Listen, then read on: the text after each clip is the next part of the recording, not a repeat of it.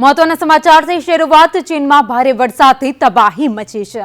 આખા વર્ષનો વરસાદ 24 કલાકમાં 34 ઇંચ વરસાદ ખાબકતા જળબંબાકારની સ્થિતિ સર્જાઈ છે।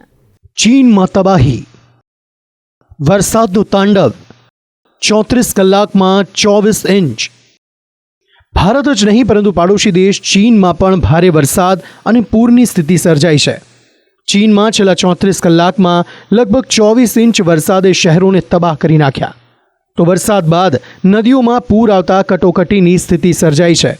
ભારે વરસાદને કારણે ચીનના ચોંગકિંગમાં થ્રી ગોર્જ ડેમ તેની સર્વોચ્ચ સપાટીએ પહોંચ્યો છે અને પાણીના પ્રવાહના ભારે દબાણથી થ્રી ગોર્જ ડેમ તૂટી પડતા ચોંગકિંગમાં અનેક ગામડાઓ ડૂબી રહ્યા છે। ચીનની 31 નદીઓ ખતરાના નિશાનથી ઉપર છે।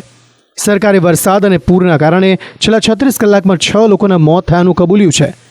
તો જીગુઈ કાઉન્ટીમાં ભારે વરસાદ અને પૂરના લીધે સતત ભૂસ્ખલનની ઘટનાઓ બની છે। દરમિયાન ચીનના હુનાન પ્રાંતમાં ચાંગશામાં ભારે વરસાદને કારણે નદીઓમાં પૂર આવ્યું। ચાંગશામાં 2 મેટ્રો લાઇન સ્થગિત કરવામાં આવી અને કેટલાક મેટ્રો સ્ટેશનો પર પાણી ભરાઈ ગયા હતા। ચીનમાં વરસાદના કારણે ગંભીર કટોકટી સર્જાઈ છે। વિવિધ ભાગોમાં વરસાદ બાદ એશિયા ભારે સંકટમાં છે। ચીન સૌથી વધુ અસરગ્રસ્ત દેશોમાં સામેલ છે। ચીન બાદ નેપાળ એવો બીજો દેશ છે જે પૂરથી સૌથી વધુ પ્રભાવિત છે।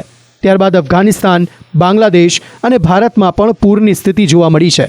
અફઘાનિસ્તાનમાં 15 અને 16 જુલાઈના રોજ ભારે વરસાદને કારણે પૂર આવ્યું હતું। બ્યુરો રિપોર્ટ, સંદેશ ન્યૂઝ।